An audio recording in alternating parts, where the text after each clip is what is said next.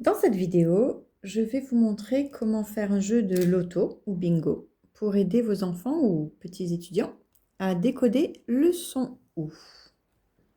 Bonjour, je m'appelle Priscille et j'apprends aux enfants en difficulté d'apprentissage à lire depuis plus de 20 ans, exclusivement par le jeu. Quand un enfant a des difficultés d'apprentissage, il a besoin de beaucoup de pratique. Quand un enfant a des difficultés d'apprentissage, ce qu'il ne veut pas faire, c'est pratiquer. Donc, comment on fait? On utilise des jeux.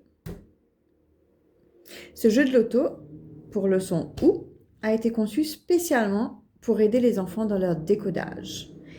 Il existe plusieurs façons de concevoir ce jeu avec des mots, des images ou les deux, selon où on les place. Allons voir les avantages et désavantages de chaque option. Commençons par celui que j'aime le moins.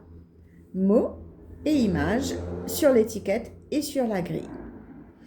Pourquoi je ne l'aime pas vraiment lui? C'est parce que l'enfant va travailler en priorité sa discrimination visuelle et n'a pas à faire de travail de décodage puisque l'image et le mot lui sont fournis à chaque fois.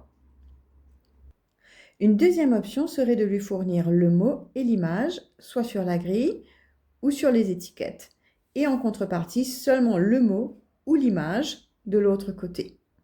Une fois de plus, dans ce cas-ci, le travail de décodage est minime et c'est la discrimination visuelle et la mémorisation qui va être priorisée. Autre option, seulement le mot est fourni à l'enfant, pas d'image. Ici, la discrimination visuelle est toujours priorisée, avec toutefois un travail de décodage, si l'enfant doit lire le mot à voix haute. Ce travail de décodage peut être malgré tout compliqué, sans aide d'image, si l'enfant a du mal avec le décodage, s'il est encore en début d'apprentissage du son ou si son vocabulaire est restreint et qu'il n'a pas la compréhension des mots qu'il doit décoder.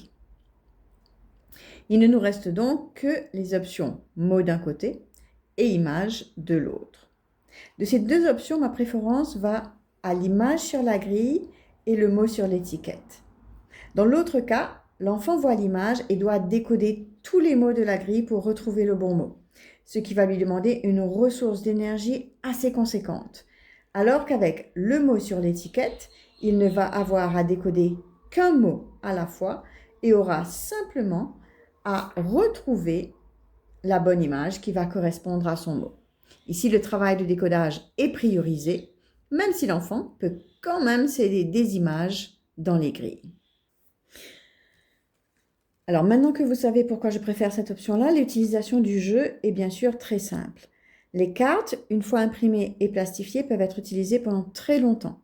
J'imprime généralement les grilles sur du papier et les étiquettes sur du papier cartonné pour éviter les transparences. Car quand elles sont retournées, on peut voir à travers et donc je ne veux pas que ce soit le cas. Les grilles et les étiquettes peuvent être triées et classées d'avance, ce qui permet aux enfants de jouer ensemble à 2 ou 3 ou en groupe. Ou alors l'adulte peut jouer avec un ou plusieurs enfants, ce qui va lui permettre de modéliser le décodage sans avoir à réexpliquer le processus à chaque fois. Je permets généralement aux enfants de choisir leur grille et je place les étiquettes face retournée sur la table. À tour de rôle, les joueurs prendront une étiquette au hasard, liront le mot et le joueur qui possède le mot pourra placer un jeton sur son image.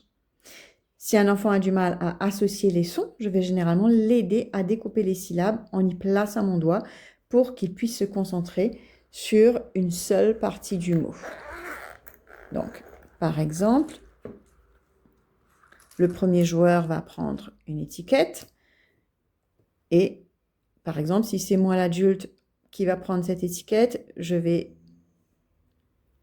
dépendant des compétences de l'enfant, signaler le décodage en faisant de ou, dou, doudou. Ah, c'est le doudou.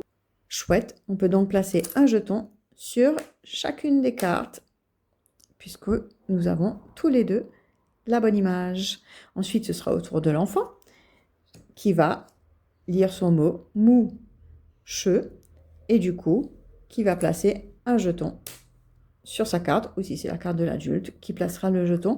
Et le jeu va se suivre ainsi jusqu'à ce qu'un des joueurs termine complètement sa carte. J'aime bien les grilles à 9 images car elles permettent des parties sympas mais assez courtes pour garder l'attention de l'enfant.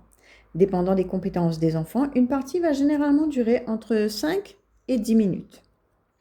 Si vous voulez créer votre propre jeu de loto, voici la liste de mots que j'utilise pour le son OU, qui suit ma progression de lecture.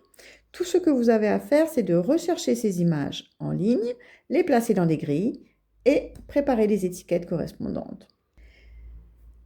Si vous n'avez pas le temps ou si vous ne voulez pas avoir à le faire, vous pouvez aller à ma boutique pour acheter ce jeu de loto déjà prêt à être imprimé. Je vous mets les liens en description. Pour une classe, l'option 32 grilles est recommandée. Pour les parents, préférez plutôt le mini pack qui vous donnera 4 grilles de loto et un 4 à la suite.